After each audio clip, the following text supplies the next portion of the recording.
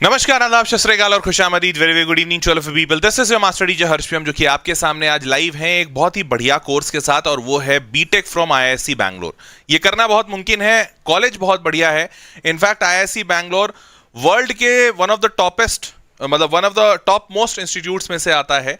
And let me tell you, research का काफी strong फोटे रहा है हमेशा से आईआईएससी बैंगलोर का। तो वर्थ कंसिडरिंग यूनिवर्सिटी है, वर्थ कंसिडरिंग इंस्टीट्यूट है, और अगर यहाँ सिलेक्शन हो जाता है तो आपको जरूर जाना चाहिए। In fact most of the toppers यहाँ का चयन करते भी हैं। तो चलिए शुरू करते हैं आईआईएससी बैंगलोर के बारे में कि आप यहाँ से बीटेक कैसे कर सकते हैं, what are the details about it. और काफ़ी न्यूली लॉन्च्ड कोर्स है, बहुत पुराना नहीं है, बहुत पहले नहीं हुआ करता था। आज से कुछ साल पहले बीटेक का कोर्स आईआईएससी बैंगलोर देती ही नहीं थी। IISc Bangalore is primarily known for research courses. तो बीटेक इन्होंने शुरू किया है रिसेंटली। तो आज मैं आपको इसका पूरा डिटेल बताने वाला हूं। ध्यान से सुनिएगा, वीडियो टू द पॉइंट होगा, काम का होगा, और आपके बेहद जरूरत होंगे इसके। ठीक है, शुरू करते हैं। अगर आपने चैनल अभी तक नहीं सब्सक्राइब किया तो कर लो भाई। Here we start. पहला 1909 में शुरू हुआ था आईआईएससी बैंगलोर, और आपको बता दें IISc Bangalore was started from funding from sir not Ratan Tata. Ratan Tata के फादर कौन थे? जमशेद जी टाटा से फंडिंग मिलकर इस इंस्टीट्यूट को शुरू किया गया था। Yes, you are hearing it right. तो इसका बहुत पुराना लेगेसी है काफी, और इंडिया का one of the oldest research institute जो प्राइमरली सिर्फ रिसर्च पे फोकस करता है। ये उस समय का अपने टाइप का इकलौता यूनिवर्सिटी था। ठीक है, तो 1909 में शुरू हुआ था। उसके बाद बैंगलोर में ही शुरू किया गया था। उस वक्त भी इसको 440 एकड़ का इसका कैंपस है, काफ़ी बड़ा कैंपस है। यहाँ रहने की, खाने की, पीने की, रिसर्च, इनफैक्ट फैकल्टी का रहने का इंतज़ाम, बच्चों के रहने का इंतज़ाम, आपका पूरा का पूरा कॉलेज का कैंपस, गेस्ट हाउस, सारी चीज़ें अंदर बनी हुई है। 440 एकड़ काफ़ी बड़ा होता है, और अंदर सब कुछ है। चलिए अब आपको बता दूं रैंकिंग के हिसाब से। तो रैंकिंग के हिसाब से एनआईआरएफ रैंकिंग में ओवरऑल ये रैंकिंग 2 पर है। आईआईटी मद्रास को नंबर 1 रैंकिंग दिया गया है रिसर्च में, आईआईएससी बैंगलोर को दूसरा दिया गया है।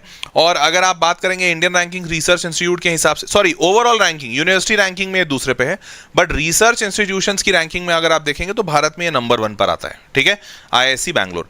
अब आगे बढ़ते हैं।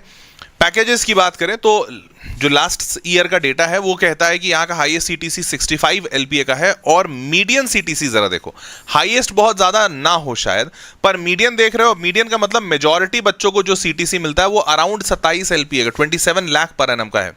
ऑल्दो ये बैचलर्स कोर्स का ही नहीं है सिर्फ, क्योंकि आईआईएससी में मेजर जो पढ़ाई होती है वो बैचलर्स की नहीं होती है। वहाँ पर बैचलर्स भी होता है, मास्टर्स भी होता है, और पीएचडी भी होता है। तो तीनों कोर्सेज के मिला के ओवरऑल डेटा था। इंडिविजुअल बैचलर्स कोर्स का डेटा मेरे को मिला नहीं, क्योंकि ये डेटा इनके ऑफिशियल वेबसाइट से निकाला हूँ। ऑफिशियल वेबसाइट पर इतना ही डेटा था। ठीक है, आगे बढ़ते हैं। ये एक रीसेंट न्यूज़ है जिससे मैंने सोचा कि शुरुआत करना बहुत बढ़िया होगा। आईआईएससी बैंगलोर अभी एक काम कर रहा है, मतलब एक रिसर्च प्रोजेक्ट पे काम कर रहा है। IISc researcher develop new method for early liver cancer detection. India today का न्यूज़ है 2 दिन पुराना। और आईआईएससी बैंगलोर के बारे में NSRC/ISRO, मतलब Indian space research organisation, and IISc join hands for research to assess CO2 sources, sinks and predicting extreme rainfall events. तो आपको ऐसे जितने न्यूज़ है ना, वो जनरली आईआईएससी बैंगलोर से जुड़े हुए दिख जाएंगे, क्योंकि समय दर समय आईआईएससी बैंगलोर हमेशा ऐसे रिसर्च इनिशिएटिव्स में कुछ नया खोजने में सबसे आगे रहता है, क्योंकि वहां पे सबसे बेस्ट रिसर्च माइंड्स जाते हैं। और इसीलिए कभी भी तुमको दिखेगा कि डीआरडीओ अगर कोई प्रोजेक्ट कर रहा है तो भैया अगर उसको कुछ रिसर्च करवाना है तो किससे? आईआईएससी बैंगलोर से। इसरो, आईआईएससी बैंगलोर। आईआईएससी बैंगलोर ने एक नया तरीका निकाला लिवर कैंसर के लिए। तो ऐसे बड़ी सारी चीजें तुमको आईआईएससी बैंगलोर से मिलेंगी। क्लियर है?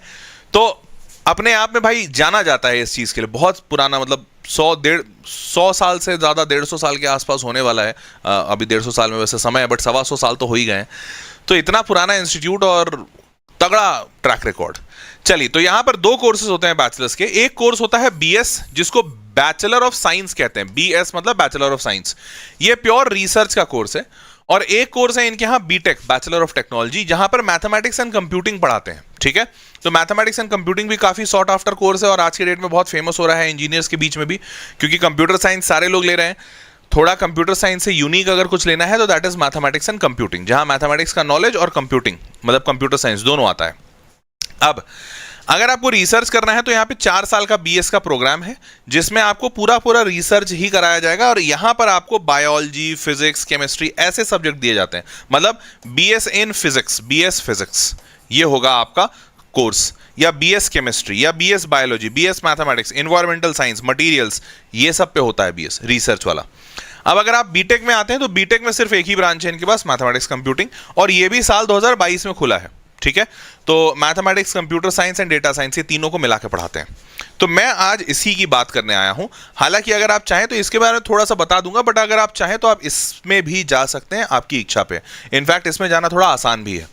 तो अब बीएस में जाने के लिए जेई एडवांस का तरीका है, या फिर आइजर एप्टीट्यूड टेस्ट, जो कि आईएटी एग्जाम के नाम से जाना जाता है, इसके थ्रू भी जा सकते हैं।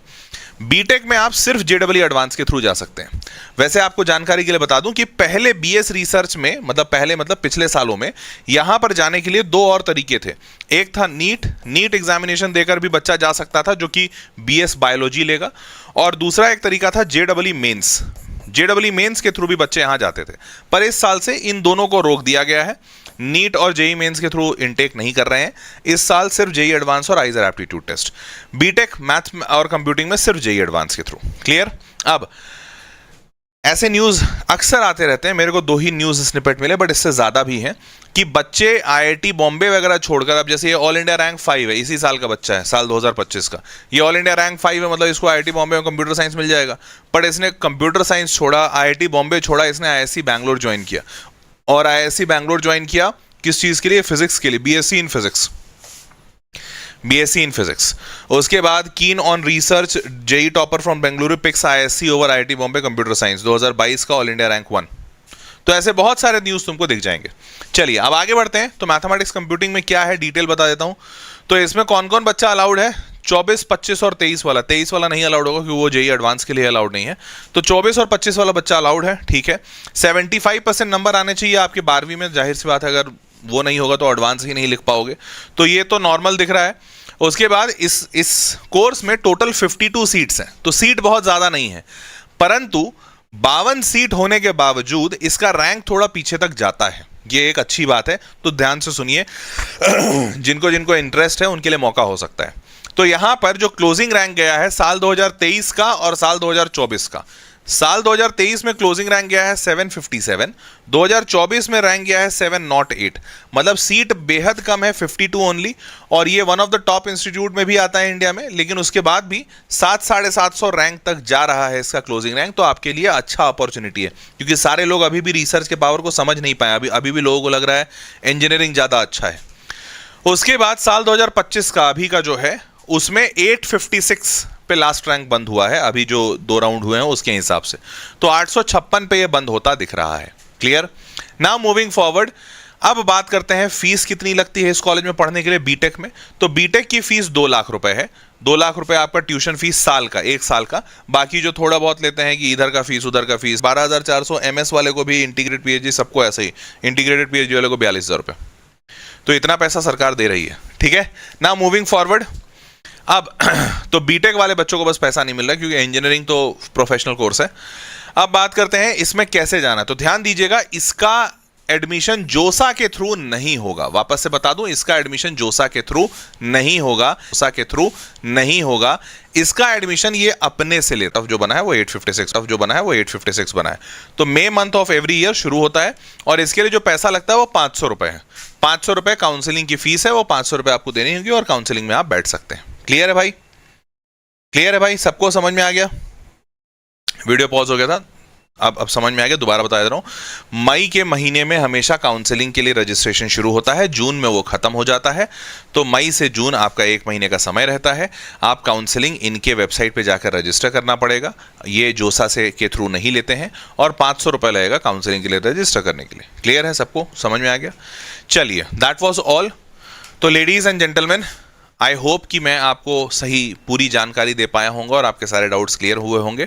अगर आपकी अच्छी रैंक है, या फिर आप अभी जेई में नहीं शामिल हुए हैं और चाहते हैं कि आप आईआईएससी बैंगलोर जाएं, तो अच्छी रैंक लेकर आइएगा। काफ़ी बढ़िया कॉलेज है, और अगर एक बार आईआईएससी बैंगलोर से पढ़ लेते हो तो लाइफ बहुत हद तक सेट है, ठीक है। तो मेहनत कीजिए और अगर IISc बैंगलोर से निकलते हैं तो बल्ले बल्ले लाइफ सेट है और खूब मजे हैं। तो be prepared for this and do let me know in the comment box video कैसा लगा, और अगर किसी और चीज़ पे भी वीडियो चाहिए तो वो भी मुझे कमेंट बॉक्स में लिखकर बताइए। मिलते हैं अगले वीडियो में, take care, bye, good night.